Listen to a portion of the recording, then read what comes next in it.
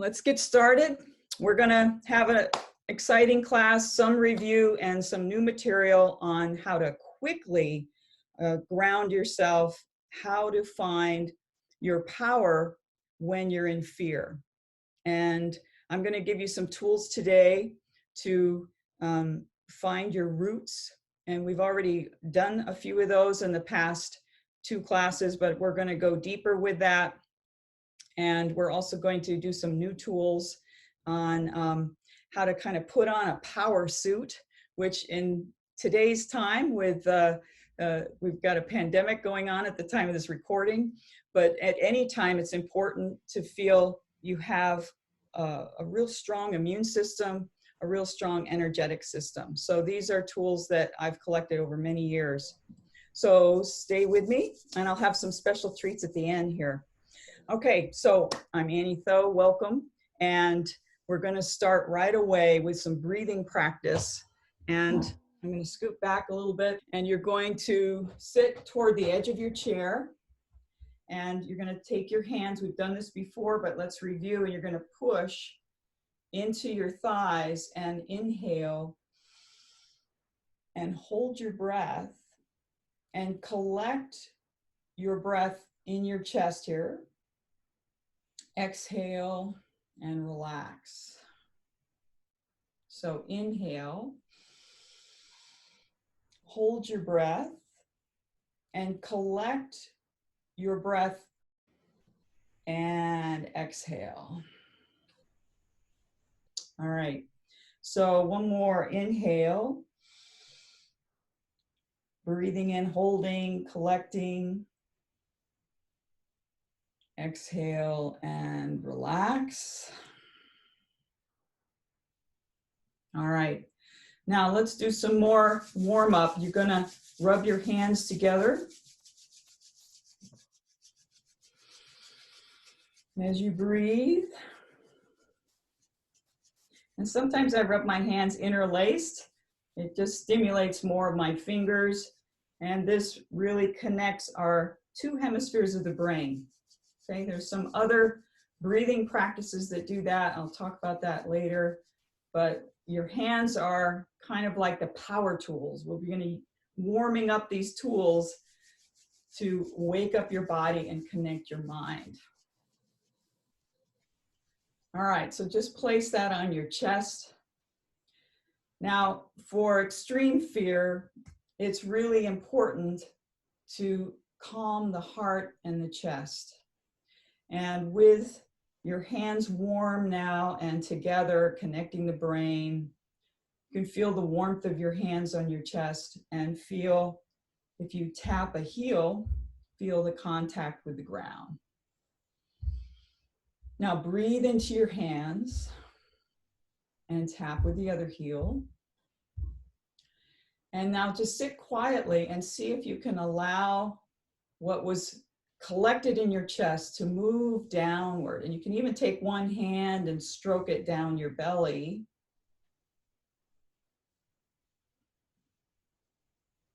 And that directs a lot of emotional and physical tension to move down to the ground. It's hard when our thoughts are racing about what we need to do, urgency, this and that. This calms the body down, and it's an anchoring effect, not a heavy anchoring, but a good kind of anchoring, a rooted kind of anchoring. So let's do this one more time. So we're fine-tuning some of the skills we've done before. Inhale. Exhale, put your hands on your heart and let this settle down and stroke down. And notice if that doesn't start to calm yourself, and then take and tap a heel and the other heel. And just sit like this for a moment. And see if you can feel that flow moving down. And it's really helpful. Like, both of my parents are no longer in physical form. They're not here. but I have the earth as my mother, and this connects us to this alive force that is giving us life through food, oxygen, you know, this beautiful surroundings, and connecting to that mother, the great mother here, is very calming and takes us home. And so even if, you know, we lose our homes, we lose our jobs, whatever, there's this sense of connection to earth, connection to your body as home. So no matter what happens, even if I'm going to die, there's this connection of being held with and connected to the earth until my last breath. It's a beautiful thing. Okay, so now come back and we're going to talk just a little bit more about fear and just awareness, because there's so much to be aware of with fear. Mention a few favorite little quotes that I say to myself when I'm in fear, to remind myself of how to find my power when I'm afraid. So one of the phrases I use is right here, right now. It's like this, you know, it's kind of like, you know, you have these commands to your dog or something. Well, this is a command to myself if I'm starting to spin out with compulsive kind of neurotic thoughts. And this is really interesting because if you can identify your thought patterns, you'll notice with fear, I find three main thought patterns. There's urgency, like I got to do everything, or I got to do this right now. Urgency, that's fear. Okay. Overwhelm, okay, that you won't be able to handle everything coming at you. That's a fear driven thought process. And dread, okay, which can lead to depression, to lead to just not being able to do anything. So urgency, overwhelm, and dread. So a lot of times, how do you get up in the morning? You know, are you just like, oh, I got to deal with everything? Or you're like, oh man, there's just so much to do. Or, oh, I just can't get out of bed. So I've had all three of those, sometimes all at once. But anyway, that's a fear, totally normal response. So how do you respond to that in your body when you're having those signals going on and then the thoughts get going, right?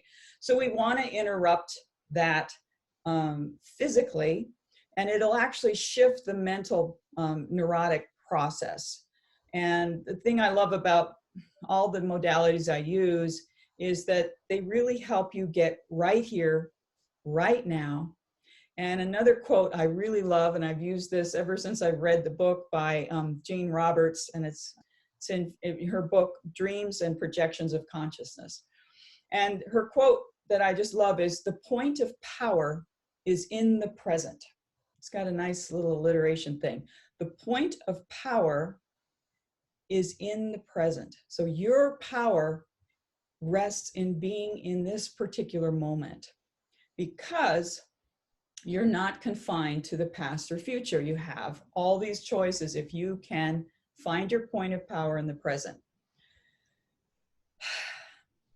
The quickest way to get to the present is to go inward. And the quickest way to do that is by breathing, okay? So a lot of times in the fear response, we hold our breath. And if you can, the cool thing about that, it's partly autonomic, it's partly automatic to hold your breath when you're afraid. But you can do different things. Put your hand to warm your heart. And then there's going to be a natural breathing response, okay? So if you're in bed and you just can't, you're just immobilized by either overwhelm or, you know, dread, put your hand on your heart and just breathe in, and you can say right here, right now. That's my short version of the point of power is in the present. Right here, right now.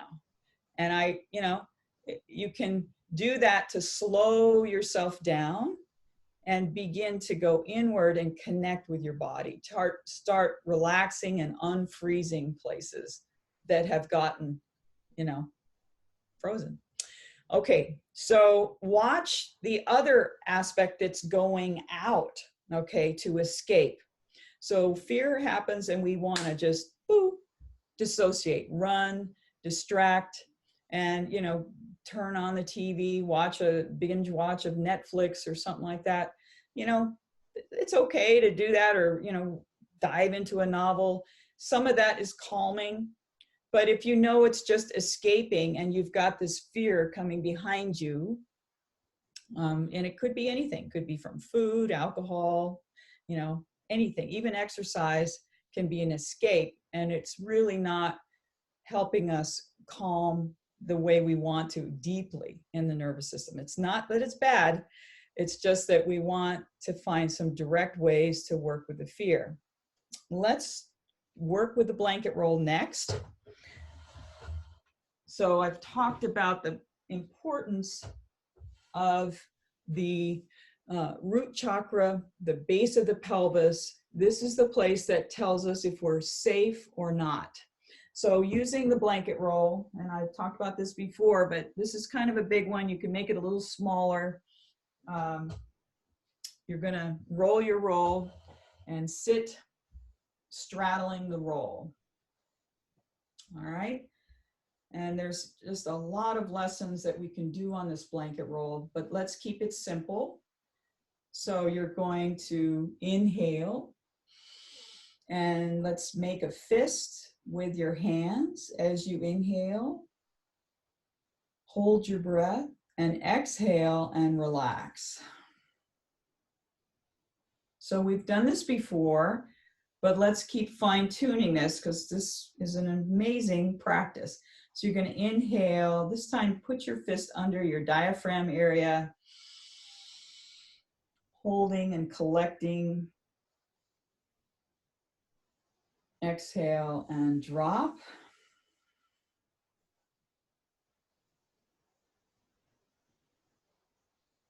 And this time, I'm going to have you make a fist and push right into the collarbone.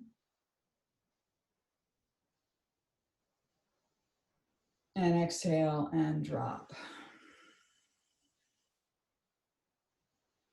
And now tap one heel and then tap the other a couple times. And let's take away your roll and just sit without the roll. And feel those sit bones now. So sit so you're not touching your chair, the back of your chair. You have to touch the bottom, but sit and then tap your heels now. And can you feel, we had a lesson where you touch the tip of your sit bone and feel the heel. Can you feel the heel and your sit bone now? Hopefully, maybe practice this a little last time, but is it clearer to feel now your heel, the knee, and the sit bone? Okay, let's try the other side. So you're gonna feel with your fingertip on the edge of that sit bone, tap your heel, and make that connection between the sit bone, knee, heel, okay? And then the top of your head, feel that, okay? And the other side, feel the top of your head, okay? Good. All right, now, just want you to sit and without the roll, feel your body. So I'm going to talk a little bit about clearing your field. We did a little bit of this at the end of the last two classes, but the energetic field around the body, Ayurveda, they call this the pranic sheath, okay? And so it's where your life force extends from yourself, the pranic sheath. And that should be approximately 10 inches from your skin. And you've probably seen these auric pictures, and it's actually the electromagnetic field around the body that creates this sort of heat that shows up in film. And you could say that that's similar to the pranic sheath, but it's about 10 inches. And if we picture this field around us, all right, we are going to outline that right now. So inhale, and with your hands, I'll move back again a little bit. So with your hands, I want you to move your hands around the outline of your body. And when you get down to your legs, let's do one leg at a time and go down to your feet and go in the back. So you're kind of making it's like a mime person creating a invisible suit here. And I call this the power suit. When I work with children, I teach them how to make a power suit. Okay, it's like an astronaut suit or something. But this is the energetic field of your body. And it's so great right now in this time that this video is getting made, is we've got this quarantine and this social distancing. And it's almost like cosmically we're learning how to feel our vital field around us and how to protect it, how to manage it, okay? So rub your hands again together. And this is an old kind of Qigong, Tai Chi practice, martial art practice of just feeling the energetics between your two hands. So you kind of move them toward one another and you should feel a little something in this space, okay? And that is the electrical energy or the life energy that's coming out of your hands. And the more we work with our hands, they become really fine-tuned to feel this sense of life force. When you move your hands along this shield, it actually stimulates the sensation of your vital field. And it starts to create awareness for yourself of this vital force that you have. You start to feel your vital field. It's so simple, but it's really pretty amazing. You know, if I do this over my arm, okay, and this is what a lot of therapeutic touch or Reiki, those kind of modalities are, just passing your hand along an area stimulates the sensation of vitality moving along, and it can help with relieving pain. It can help with moving out fear, okay? So without even touching, we can start to calm and move the vital field of the body up and down. So it's an incredible thing, all right? So just notice, working on the outer part of you, the sheath, do you feel a little differently now? And that just was a minute, okay? Nice thing to do in the morning is like you get dressed and then you work. The last layer after your clothes are on is your vital field. So it's a wonderful morning practice that can help you feel, you know, fit and ready for the day. The other thing that might be a nice morning practice, and we've already done this before, is the bubbling springs. And I like to do this when I wake up in the morning and I want to add something to this practice. So each time in these classes, I keep bringing it up a notch. But with your feet, remember that the vital bubbling springs area is in the arch of the foot, okay? And I have these black socks on, but the arch of the foot, okay? And you're going to massage the arch of your foot. Now, to up it a notch, if you have a little bit of oil, just a few drops of olive oil or castor oil is good too, sesame oil. Sesame oil can be a little bit too hot in the summertime, but most of the year sesame oil is awesome. And just take a few drops, and obviously not with your socks on, but with your bare feet in the morning, and rub the oil in your foot, and then work with your bubbling springs and work with your toes too. Make sure they're loose and ready to steer yourself. So massaging your feet. Go ahead and massage your feet a little bit right now, but see if you can incorporate a little bit of oiling your feet in the morning and a little bit before bed. Is really calming. The oil calms our nerves. So this is an Ayurvedic practice of oiling. And if you Only oil your feet. You'll feel much calmer. But if you actually oil your whole body, it's even better. So let's massage the other bubbling springs point. And this time I want you to inhale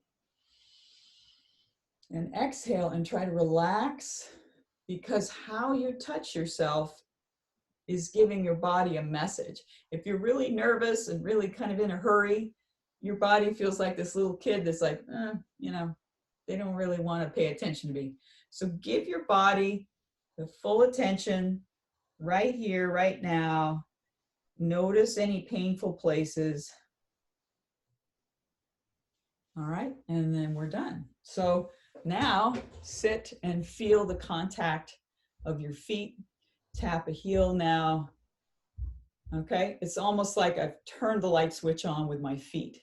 So now if I put my hand on my head and I sense the contact with my head and the heel, head and tap the heel. And if I move my head around, can you move your head and feel your heel? All right, let's do one more rooting practice. And I'm going to sit back a little bit. Have your rock handy. I'll just set it on this chair. And you're going to be sitting for this. All right, so you're going to have one hand on your head and you're going to take one foot and you're going to move it to the side and a little behind you.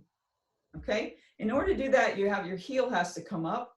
Okay, and you're going to rock your pelvis forward and back, and then take your foot back again and tap. Now move it just straight to the side.